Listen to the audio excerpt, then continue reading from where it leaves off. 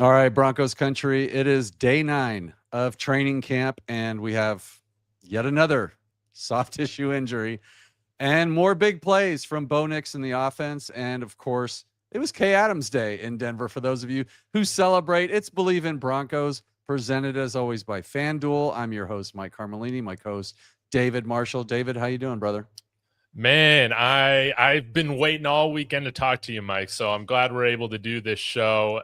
I see people are already in the live chat. So yeah, y'all be sure smash that like, subscribe to Bleav in Broncos, guys. We're building the fastest growing Broncos podcast here this season, and yeah, ton to talk about. J.K. Dobbins, some of the risers or the standout players on both offense and defense. Can't wait to talk all about it and preview this preseason game that's finally here. Me too, man. It's good to see you. The weekend scrimmage went fine with Vance Joseph. Of course, it was a good day of practice, as he likes to say.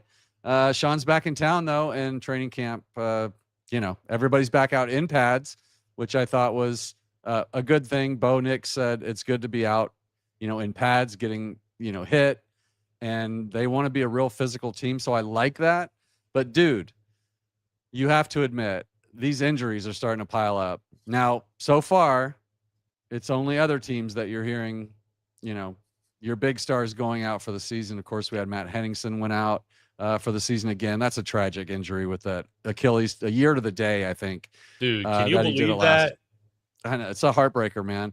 But today's a little scary, right? So my guy, J.K. Dobbins, who I promised would play 17 games and get 1,200 yards this year, went to the locker room with a soft tissue injury. David, this is like the 5th big player with a soft tissue. How are we feeling about that right now? Should I be worried? Because I'm worried. Okay, maybe I got like a little bit of worry, but I think some of this, I don't know if they'll come out and say it, but I think some of this has to do with the abnormally like high heat Denver has had over the last week or so, man. It's been like one of the hottest summers to record, and I just think that maybe they're cramping up and stuff like that a little bit because of the heat and humidity, different things like that. So if this was structural with J.K. Dobbins, I'd be worried about it, dude. If we're talking about tweak quad or something like that, I'm not stressed about it. So that's kind of how I feel about it. I can hear myself echo a little bit, Mike. I'm sorry, man. Yeah, I'm not sure what's going on with that. StreamYard's been weird the last week, man, with microphones. I've talked to a few other people who's had the same issues on their show, but I've got you turned down. Cool. Mims was still limited. We don't have anything more on JK, guys, other than coach said he'd be fine, but he says that every time. So we'll see. I said that about Benito. He said that about Waddle. Those two are still not full go. So either they're being really, really cautious, or or we just don't know, David. So I mean, look, the first game is weeks away, almost a month away. Mm-hmm. We have a big game coming up. Preseason game for a lot of these rookies is a big game. It's not a big game for the Broncos and their over under getting to the playoffs, but it's important. It's important to see where some of these players are at, the rookies, where these two backup quarterbacks are at. We're going to see Ellinger. We're going to see Stidham this weekend. And I doubt we see Bo Nix, but you never know. He doesn't know whether he's playing or not. I know one of the guys you have to be looking forward to seeing. And guys, get in the chat. I want to know who you guys are looking forward to watching this weekend. But Red Murdoch, I'm really looking forward to watching this guy play. Maybe Torian York as much, but I want to see. Here's what I want to see from Red Murdoch. I want to see him create a turnover. Like, Broncos country is going to absolutely crazy if he forces a fumble on Saturday. I know I will. I'm like psyched for it. Yeah, I've been super encouraged to hear what Vance Joseph and some of the people who attended practice this past weekend they had to say about him. And Vance Joseph said something along the lines of like, hey, he's been calling the defense. He's been thinking out there a lot, and things are starting to slow down and click for him where he's just going out there playing, less thinking. And he was able to force a fumble earlier last week on Justin Joly, one of the fellow rookies. And then this past weekend, against Hakeem Butler, and that's what he did better than anybody else in NCAA history. So I love to see that. I think that's cool too that we've heard Red Murdoch about making calls for the defense, being that green dot kind of guy, because we also heard Torian York getting the opportunity to call the third team defense as well. So that's something that I'm really looking forward paying attention to, is how some of these guys outside of Singleton, Sternad, they do with those sorts of responsibilities. I got to imagine you're going to see Red Murdoch get that opportunity, maybe York, and how about Karene Reed as well, which I think a lot of people are saying is in the early lead to be that third linebacker in the room. And Jordan Turner's back. That was a good sign. And then Darian's got a great comment here. Got to see these guys on coverage. That's going to be interesting too, because generally a weakness of this team has been linebackers covering backs out of the backfield, covering tight ends. I'd like to see if Torian York's as advertised in his coverage skills, and see what Red Murdoch does. I have a feeling Red Murdoch's going to hit somebody really, really hard on Friday night. So this is Friday night, 5:00 Mountain Time from Mercedes-Benz Stadium in Atlanta. It's going to be on TV for you guys on Channel 9 News, and also on some ESPN app channel or something. So hopefully you guys all watch the game. You'll get our reactions from that. And we want to hear what you guys say about, what you saw too. So don't leave it up to us. We really want to hear what you guys have to say. And speaking of that, David, before we get into the rest of these players, I do want to bring up something. Bleav sent out a poll today about the win-loss record for the season. I thought it was a good poll. And the cutoff was like 8 to 13 wins has to get the majority of these, right? Because this is 14 plus would be something. I was curious if it would get any votes at all. And it was like 60-40 split. So that's good. So the fans are optimistic. Let's just say that playoff hunt or elite season. And then you look at FanDuel here, thank you to FanDuel for sponsoring the show, of course, but they've got us the over under at 9.5 wins, David. I think that's a good spot for us. And I think the fans agree with that. I think it's pretty cool that this is no longer where we were a few years ago when preseason would come around. We would be like, who's going to save us? Who's gonna, do we even have a chance? And it Kyle would fall Sloter, apart. baby. Yeah, and it would fall apart really fast. Now we're just looking for like, who's going to be a depth player on this team? Who's going to be a breakout player on this team? There could be some potential this year starters playing this weekend, David. And I've got another one for you. Now they were talking today, and I think it was Bo. Yeah, Bo Nix was saying that Evan Ingram is doing a lot more blocking now because they realized he was a tell last year. Don't make that face. He's doing more blocking. He's willing. And, I'm not like pushing my narrative on you, but the reason I bring it up is this is an opportunity for Justin Joly, Big Christmas, to show that he can block and make plays down the field. So he's another one I'm really, really looking forward to seeing play Friday night. He's going to play. I'm very anxious to see our rookie tight ends. And let's see how Joey looks as a blocker. Let's see how Dallin Bentley looks kind of deployed as, I think, kind of a utility guy, whether that's at fullback or tight end, move tight end. He can do it all. So I'm very anxious to see those guys. And I will say another rookie on the offensive side of the ball that's been getting a ton of great praise as of late, I know you're pumped about this, is Jonah Coleman. Yeah. Some of the most explosive runs, the most impressive runs have come from him throughout Broncos camp so far. And we heard Sean Payne today pretty much confirm what you've kind of theorized about Jonah Coleman's role. Shall J.K. Dobbins go down? You want to talk a little bit about that? Well, I was the only one, and Troy Rank, Denver Post, was nice enough to hop on my bandwagon when I said that the running back room was J.K. Dobbins, R.J. Harvey, Jonah Coleman. But if J.K. Dobbins, for any reason, went down, that Jonah Coleman would leapfrog RJ Harvey and be the number one back, every down back. And yeah, I mean, it's common sense. That's why they brought him in. And the best news is, not that I was right and you were wrong. The best news is that he's proven that he can do these things so far in camp, and Sean has seen it, and Bo Nix has definitely seen it because he brought him up today too. Without being prompted.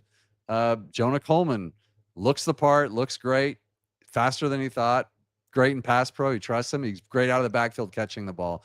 He's got to play Friday. He's got to be on the field Friday, don't you think? You give this man 15 carries. I want to see what he can do with the with the load. I want to see how he wears a defense down into the fourth quarter. I know that might be a little overkill with Jonah Coleman.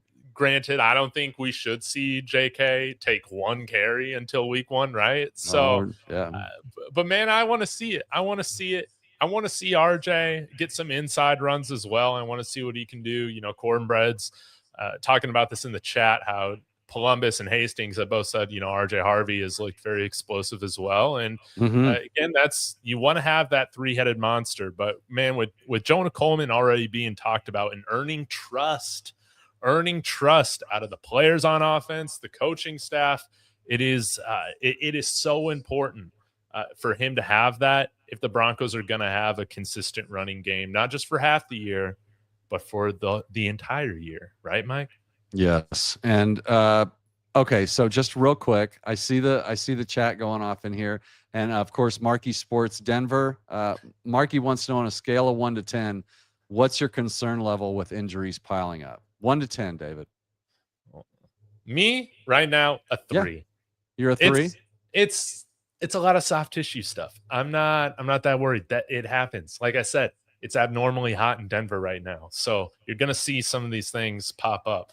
I think, again, if you're going to see, serious like torn hamstrings and stuff like that, I think I'll be a little bit more concerned. But man, it seems like right now, with a lot of these guys going off and working with the trainer, they're not even going to send them back. They're just going to say, hey, take a day off, take a day or two off. I think they're being extra precautious with a lot of this stuff. And I think that's smart. I think I'm about a 4 because of the date, where we are, and because of that reason. Like, they're going to be overly cautious with these guys. The first 6 weeks of the schedule, they're not going to mess around with their starters. I think they keep them, any little tweak or whatever. They're like, you know what, guy, just come out and catch a few balls, jog around, work on the side. Let's save you. So I'm with you, Mark. Marky, I hope that answers your question. So RJ Harvey, Ryan Edwards, KOA, called him out today, said he looks really fast. So we have heard nothing but good things for Coleman and for RJ. So the running backs, I feel way better about this room. I'd love to see Coleman get 15 carries and just go off on second or third string defense this week. Do some pass pro.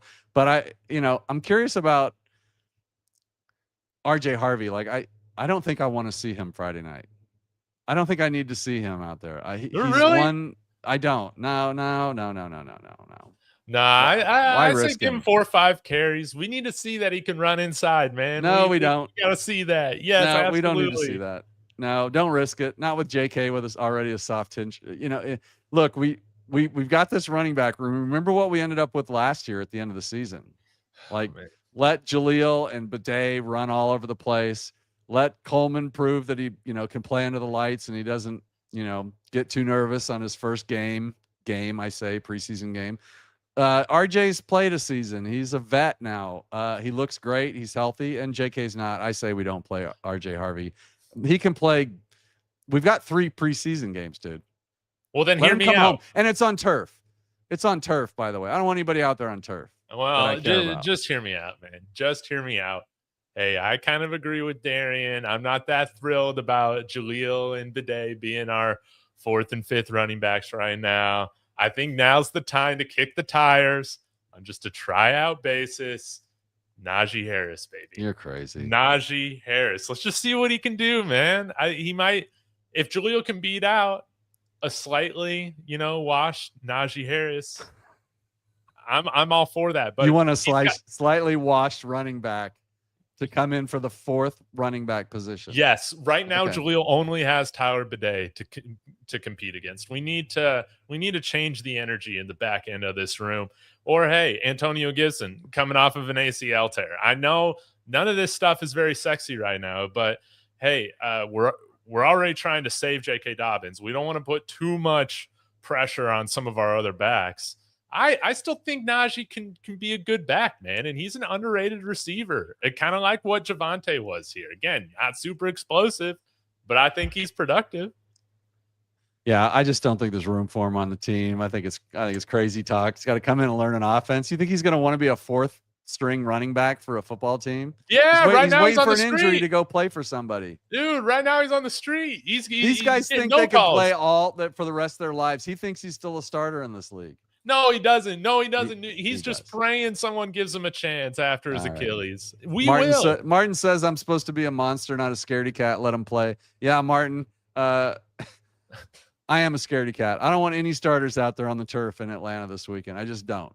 I'll be in Denver this weekend. I would be at the game, but they're on the road, so maybe I'll have to come back next weekend. Hey, chat, let me know. You want Najee Harris, Antonio Gibson in the orange and blue? Come on now. Let me know you agree with good old Dave. Nobody agrees with Dave. Bo Nix got news that he said he prefers to have Davis Webb on the sideline calling plays. David, looks like that's confirmed. Coach said today that Davis Webb will be on the sidelines. That's what Bo Nix prefers. Thought that's the way it was going to go. How do you feel about that? You agree with that decision? Dude, if he wants to be a head coach as soon as next year, what head coach calls plays from the booth, man? Learn how to do it on the sideline. He talked about over the weekend about since he saw most of his NFL career from the sideline, from the bench, he's very comfortable with seeing the game from there. So this is what I expected. We need him on the bench, not only to work with the quarterbacks, but he also is a great buffer between Bo and Sean when they're button heads. So I think it's good for everybody to have him on the sideline. Yeah, I think Logan Kilgore up in the booth and keep Webb down on the sidelines. I think that's where he belongs. So chat's going off today. Good to see everybody out there. Appreciate you guys in here. Tyler Onyedem, our second round draft pick, David. He should dominate this game. He should get some playing time. We need to see what he can do. What are your thoughts on Onyedem coming in and playing a little bit on Friday? He's a rotational piece probably, but we can risk. All these rookies need to play. Yes, we need to see again. Onyedem, early third round pick. Savion Jones kind of a late third round. I said second pick, didn't I? Yeah, my B. But it's because we traded back. It's hard to He was our first. He was our first rounder. Yeah, well, it's like Derek Wolfe picked years ago. He was that's like right. I always thought he was a first rounder, but he was a second rounder. Yeah, he was a second rounder. But anyways, I want to see what Onyedem and Savion Jones can do. I think that Tyler Columbus said the other day that Savion Jones has looked very, very impressive. And when you're talking about who's going to be that fifth guy getting a jersey, he said he thinks Savion's going to get that over Onyedem, over Jordan Jackson. And so that is that's encouraging. He essentially had a redshirt year. But guys, don't forget, Riley Moss essentially had a redshirt year. Mm-hmm. And then this is around the time when he started showing out. So let's see Savion Jones get a couple sacks as well. Was Riley Moss second round or third round? Third round. It was third round. Yeah. Savion Jones, second round. No, third round. He was third round too? Wow, that was a steal pick for us. Yeah. I hope he develops this year. That would be huge for us. You saw Quinnen Williams sign today for $109 million, 3 years. Insane. We need to develop our own tackles, buddy. That's all I'm saying. That's why that's why Vita Vea is happy. Vita Vea is thrilled right now. Oh yeah, he's just kicking back. Now Cage Casey is going to get some playing time, I assume. Like to see him at guard. I'd like to see him at tackle at some point in the game too. You think they might give him a little tackle time, or just play him at guard? Absolutely not. It seems like the plan is that he's going to be the starting guard of the future, taking over for Ben Power. So give him all the reps possible there. Now we are already down to like our third and fourth string centers right now. Yeah. So heck, he might have to get some center work too. But we'll see what Dieter can do. We got another undrafted guy that I'm trying to remember. Ortega, I think his name I is. saw that. Yeah, Ortega and Dieter. Yeah, a lot of trouble with Dieter today. Apparently, fumbled snap, one over the head. What happened to Throckmorton? I thought he was taking center snaps the other day. Dude. So we had Forsyth was out. Wattenberg was back in pads. Like, I don't even know all the injuries now. I know it started with Benito was one. He's still not fully back. Waddle still not fully back. Wattenberg was in pads, but not fully back. J.K. Dobbins, who am I missing here? I mean, a lot of smaller ones, but now Forsyth is out, and now J.K. is out. I don't even want them to travel to the game. I just want them to stay home, watch it on TV with the rest of us, with like pillows around them, keep them comfortable. Maybe one of those massage chairs or something, David. Hey, at this rate, just let Brandon Jones kick the extra points, man. That's right. Keep Lutz home. Yeah. Lutz was upset because he kicked a 76-yarder or 73-yarder in practice, and a couple people clapped, and then Brandon Jones came in and kicked an extra point while he was out of town. The whole place went crazy. He said he was calling the media out today in his presser for, not getting enough credit for his work. Okay, Bentley. Haven't heard much from him in practice, so not a big deal. He's not, he's more of the pass blocking. I think he's probably going to be really good in the passing game down the road. We saw that from him, but it'd be nice to see something from him, and certainly in this game too. Like to see both these tight ends play extensively in this game. No drops last year. We've heard, a little bit about him making a play here or there at camp, but again, I think that he's probably the most direct competition to Nate Atkins for a roster spot. We'll see. Might be able to get away with Atkins on the practice squad initially and activating him for those first 3 games, but yeah, Bentley could make this a difficult decision. And I definitely want to see both him and Jolie make some plays out there. All right. So crunch time, David. Give me an undrafted rookie that you want to see play, or somebody that you've had your eye on in camp so far this year. I've been Austin. You read my mind. Read my mind. I've been talking about Brent Austin the entire time.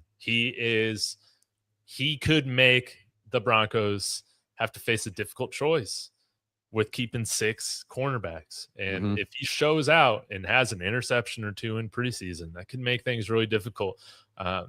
Some draft scouts had him as a, mid-round guy, as a, 5th round guy, but he's a little small. Yeah. Hey, that's not a biggie here. We got small corners that ball out all the time. So he's the guy on defense that I'm really looking forward to as a UDFA. Yeah. Darian says Colby Katzis. He should be another one returning. We might see Austin return. We might see Katzis do some returns. Sean Fresh was back at practice. Good. We might see him out there doing some returns. So, yeah, all those guys should get a shot. Cody says Miles Scott, he should get a lot of playing time. It's hard in, as a safety coming in, playing with the 3rd string or whatever, you're not going to get a lot of love out of camp from defensive guys, certainly not from the media. We're all about scoring and who catches what and who got burned.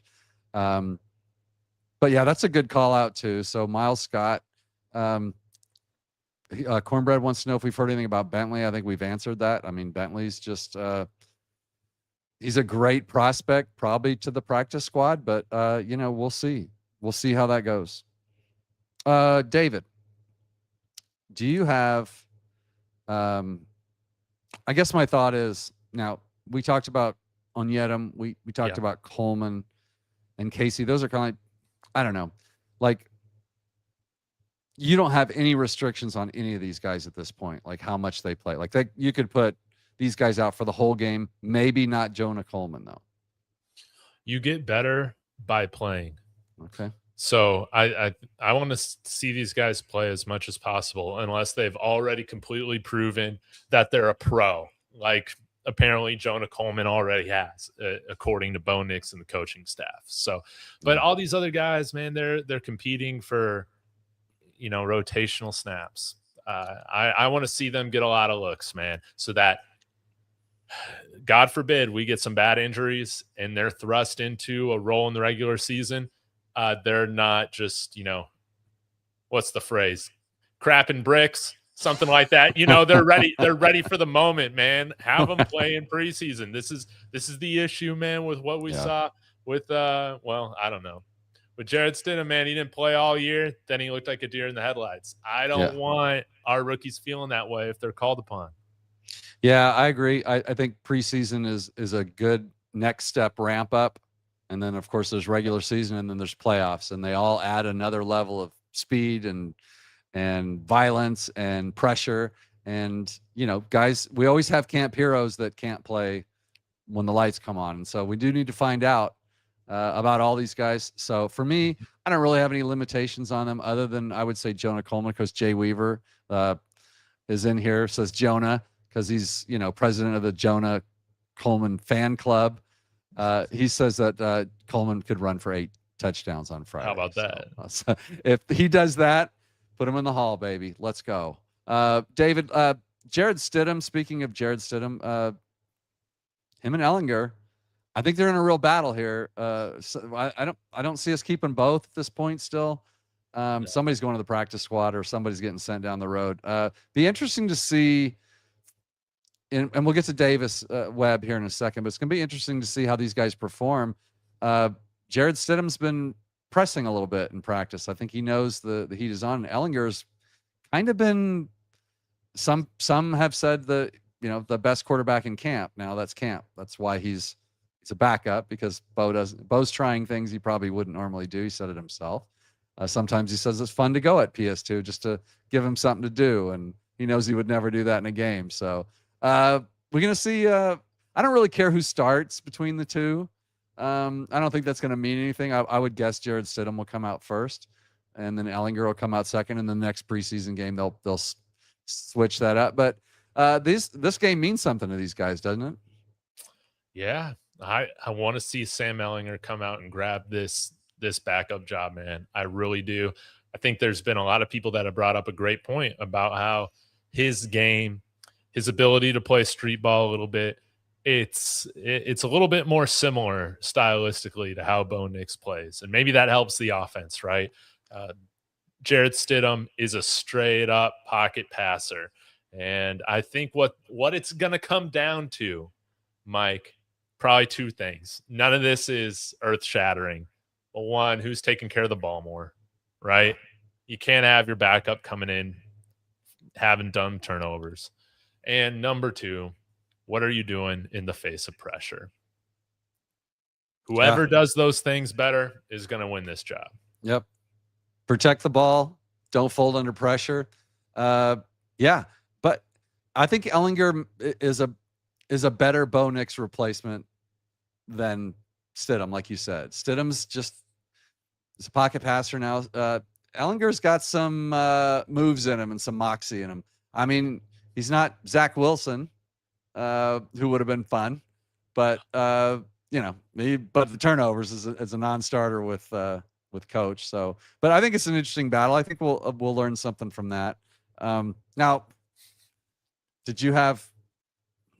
Do I need to point out that Pat Bryant? I mean, we've been talking about this since camp. Boss Man, these guys have been talking about Pat Bryant since before the season started. He could just be a super breakout player. I mean, he's got everybody talking now. Bo said, look, he's always there and he always makes plays. He's kind of sneaky becoming a favorite, to Bo and to the Broncos coaching staff. How are we feeling about Pat Bryant? We're not playing Pat Bryant, are we? Yeah, we are. Yeah, no. We are. Dude, he's still a young guy. We need him to become Nico Collins, man. Nah, you've lost your mind. We got to play so that we can just hit the ground running week 1, man. I want all these guys playing now. Maybe Pat Bryant only plays a few series, okay? But we need him out there. And then after that, it can be the Hakeem Butler show. That's what I want to see. The UFL Offensive Player of the Year 2 times out of the last 3 years. This should be easy for him, coming out and delivering in a preseason game. If I see Pat Bryant in for more than one series, I'm not doing a show for 6 years. It's not happening. You got to be tough to play football, man. We got to play. You only got to get be better smart when you to play. go. We're playing all the way through February, man. We can't be risking our best players out there. All right. So Boss Man, Atomic, Cornbread, Darian, my gosh, Cody, Steezy, good to see you. The chat is going off. Of course, Jay. I want to make sure I get all you guys. I saw Jackson in here earlier. Yep. Did I get everybody? What a great chat. Marquee Sports, of course. Martin. Man, I don't think our chat's ever been this busy. You guys were great today. 37 people watching. Let's go. There's the Ronk is in here. The Ronk's in the house. Yeah, Jackson. Okay, good. I think I got everybody. If I didn't, make one more comment. If I didn't say who you were, make another comment before we get out of here. Of course, Cornbread says, too bad we couldn't even try out Jack Plummer. Cornbread's always trying to get us another quarterback. He's, you and he are a lot alike, David. You're always looking for that next, Aaron Rodgers, you wanted to sign him. Najee Harris, you want to sign him. Taysom Hill. That's happening. Taysom Hill's coming. Don't worry about happen. that. You're going to get your wish on that one. Michael Bandy went out today, David. Another injury. We didn't talk about that. But I think between Colby Katzis, Cameron Ross, I don't know, just put some people out there. Hakeem Butler should go off, like you said. I'm down with that. But I don't want any of the big five wide receivers playing in this game. I got one more name for you to watch, Mike. As receiver, a pickup name? Out of Nebraska. Watch out for him in this game. Dane Key, baby. Another big-time wide receiver that we brought in, and he should at least get a half. He's going to play, yeah. Yeah, and I am excited to look. I'm looking forward to that. Now, I would kind of like to see Owazurike out there and play. Mm-hmm. I think he needs to play. He's been showing out as unblockable. We keep hearing he and Roach. Now Roach is your starter, presumably. Let's not worry about putting Roach out there. Let's keep him in a box this weekend. But Owazurike, I'd like to see play, and I'd like to see him get a sack or two out there. Of course, we mentioned Savion Jones. What about Jonah Ellis? You want to see Jonah Ellis? You want to see Q Robinson play? You want to see everybody play, don't you? Yeah. You want to see all the starters play? Yeah. I want to see how everybody does, even if it is just for a couple series. You want Bo Nix out there on the turf running around? Yeah, for a couple series. Yeah. Okay. All right. Well, you can tell David hates stars, and he wants Benito out there too, probably, right? You want to see Benito play, good to go. prove that he's healthy. Yeah. The first game's not for a month, so exactly. No. They can play at home next week at home, guys. That's it for today. Bleav in Broncos. David, where can everybody find us? Yeah, come on now. Go follow us. Again, if you're on the Bleav channel, go follow our individual Bleav in Broncos channel, where we're going live pretty much every day throughout training camp. Y'all be sure, again, check us out over there. You can follow Mike individually over at Mile High Monsters on YouTube. You can follow me over at David Talks Broncos on YouTube. Hit that thumbs up on the way out, and we'll be back to talk about open practice tomorrow. Yeah. If you don't hit the like button, it's hurtful. It does so much. You can tell when everybody hits the like button on the way out, because the show just goes off. So great show, great chat, guys. I wish I could get to all of you, but can't. We've got half-hour show that we got to fit in here, but it was wonderful seeing all you guys. The comments, we just kind of changed the whole show based on what you guys said today, and that was a blast. David, it was a blast seeing you.